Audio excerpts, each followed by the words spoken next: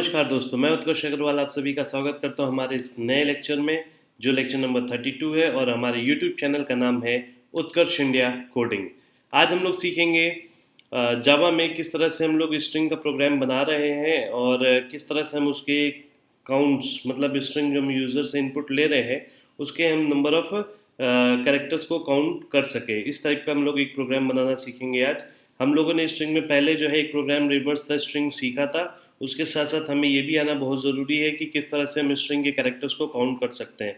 इसमें आप लोग का एक चीज़ को और ध्यान देने की बात है कि अभी हम लोग फॉर लूप का यूज़ करके कर रहे हैं और सेम प्रोग्राम हम लोग वाइल लूप का भी यूज़ करके कर सकते हैं, जो आने वाले की लेक्चर्स में मैं आपको इसकी अपडेट दे दूंगा। ठीक है, तो अभी हम लोग स्क्रीन पे आते हैं। स्क्रीन पे आप देखेंगे कि किस तरह से हमारा ये जो प्रोग्राम है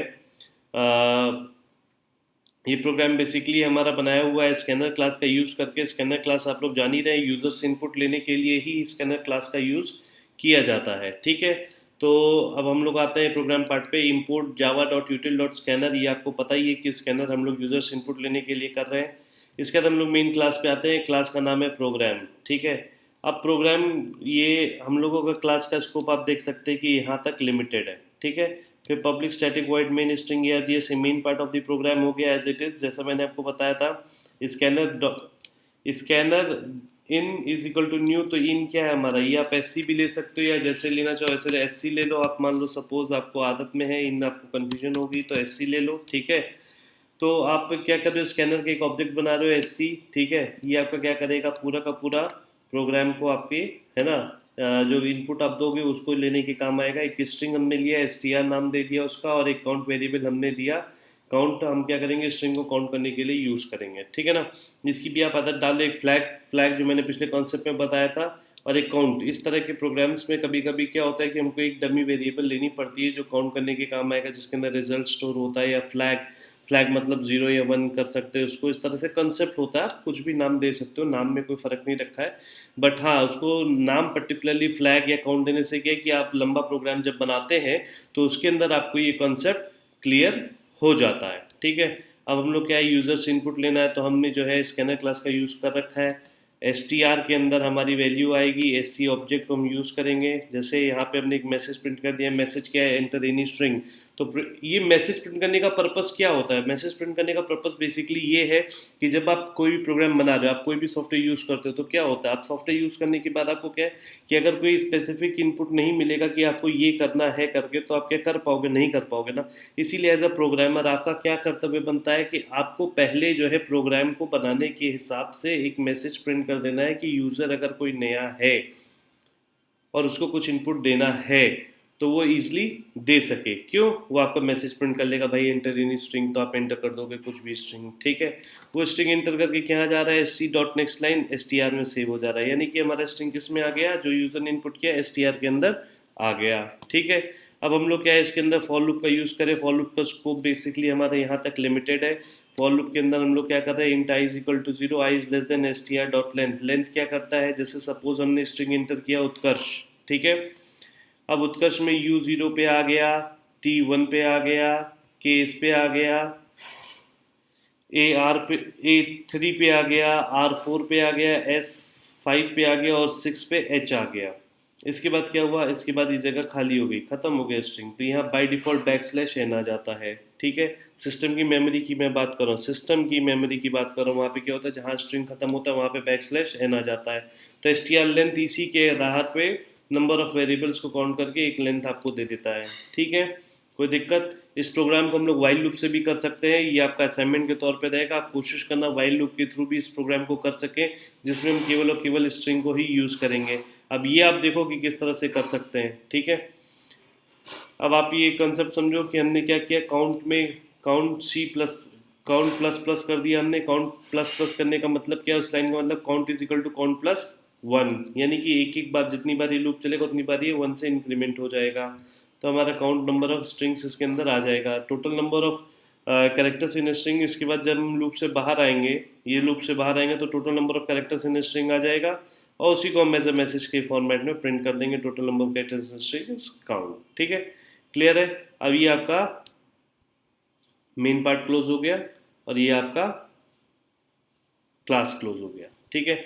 इसमें अगर कोई भी डाउट हो तो आप पूछ सकते हो। अब हम प्रोग्राम को एग्जीक्यूट करते हैं, suppose we are executing the program, तो हमको क्या मिल रहा है यहाँ पे, आप ये देखो, enter any string, interactive session on कर लो,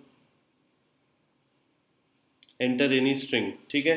तो हमने क्या किया, उत्कर्ष को लिखा, आउटपुट में क्या आएगा हमारे, आउटपुट में हमारे आएगा 7, ठीक है। अब मैं नेक्स्ट कर देता हूँ, सपोज एग्जांपल के तौर पे आपको, enter in string Utkarsh India coding, कितने हैं 7, 8, 9, स्पेस भी काउंट होगा, 20 आएगा ना, कैसे, देखो 7 तो यहाँ तक था, इसके बाद 8, 9, 10, 11, 12 ये हो गया, स्पेस काउंट होगा 13, 14, 15, 16, 17, 18 तो ये हो गए, ठीक है। और 2 स्पेस हो गए, एक ये वाला और एक उत्कर्ष और इंडिया के बीच वाला, ठीक है। तो टोटल 20 कैरेक्टर्स इसमें काउंट हो गए। इसमें अगर कोई डाउट हो तो आप मुझसे पूछ सकते हो। इसमें क्या हम लोगों को एक सिंपल सा प्रोग्राम है, काउंट करने का फंक्शनैलिटी आपको समझाया गया है। स्ट्रिंग का number of characters in string आप काउंट कर सकते हो, ठीक है। और इसके ऊपर कोई भी डाउट हो तो आप मुझसे पूछ सकते हो। टिल देन, और एक और चीज़, हाँ, लाइक शेयर और सब्सक्राइब बिल्कुल मत भूलो करना यार, सबकी ज़रूरत है, सबके बीच में बांटो, नॉलेज है, मिल रही है, समझा रहा हूँ, तो अपने फ्रेंड्स में भी बांटो। High school, intermediate, engineering students जो भी है, किसी भी टेक्निकल यूनिवर्सिटी से या किसी भी बोर्ड से जो कंप्यूटर प्रोग्रामिंग पढ़ रहे हैं, हालांकि हो सकता है उनको जावा नहीं, सी प्लस प्लस या पाइथन पढ़नी हो, तो वो आप मेरे को मैसेज करके कमेंट में दे देना कि आपको बेसिकली किसकी ज़्यादा रिक्वायरमेंट है, जो लेक्चर की ज़्यादा रिक्वायरमेंट होगी। सपोज़ आपने सी प्लस प्लस या पाइथन में से पाइथन को ज़्यादा वोट किया, तो हम पहले पाइथन की लेक्चर्स को शुरू कर सकते हैं, और पैरेलल सी की लेक्चर्स भी मेरी अब विद इन 2 और 3 डेज आ जाएंगी। 2-3 इंट्रोडक्टरी लेक्चर्स इस पे आ जाएंगे, और जो ये प्रोग्राम्स हम लोग जावा में कर रहे हैं उसको हम सी में कैसे करेंगे, फिर हम उसके ऊपर कंसेप्ट लेके आएंगे। और पैरेलल जावा के अंदर हम लोग मेथड का भी प्रोग्राम सीखना शुरू करने वाले हैं। तो मेथड्स जिनको पढ़ना है वो प्लीज़ ये पुराने लेक्चर्स को रिवाइज कर लीजिए। ये सारे लेक्चर्स उठा के मैं सारे मेथड के फॉर्मेट में कन्वर्ट करके तब आपको सिखाऊंगा। इसके बाद आप लोग का बेसिक बेसिक कंसेप्ट क्लियर हो जाएगा और एरे का पार्ट रह जाएगा। जब आप एरे कंप्लीट कर लोगे तो उसके बाद फिर हम लोग पैटर्न प्रिंटिंग्स पे आ जाएंगे। तो ये चार पांच बेसिक कंसेप्ट आपके रह गए। इसको कंप्लीट करने के बाद हमारी ऑलमोस्ट जावा फिनिश होने को आ जाएगी।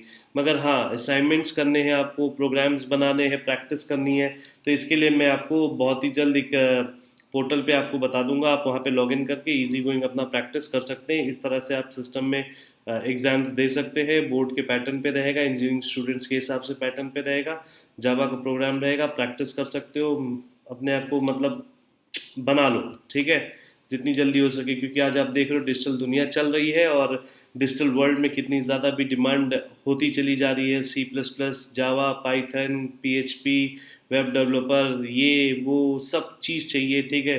आप कोडर बनना चाहते हो, आप कोडिंग सीख सकते हो, लॉजिक डेवलप करना सकते हो, आप इससे लॉजिक डेवलप कर सकते हो अपना। तो जैसा भी आपको ठीक लगे अपनी स्किल्स को अपस्केल करो, ठीक है, और आगे से आगे अपने लाइफ में बढ़ते चले जाओ। This is my all the best to all of you, है ना, और अपनी लाइफ में आगे बढ़ो, ठीक है। चलो, till then, this is Utkarsh Agarwal signing off, take care.